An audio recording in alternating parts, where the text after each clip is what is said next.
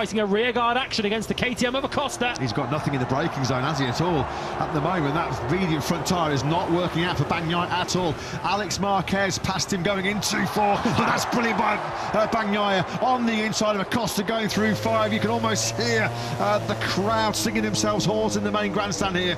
Some battle is between Bagnaia and Acosta, but it's playing into hands, isn't it? This is perfect for Alex at the front of this Grand Prix. Well, Bagnaia knows how hard Acosta is to overtake, so he doesn't want to have to overtake him.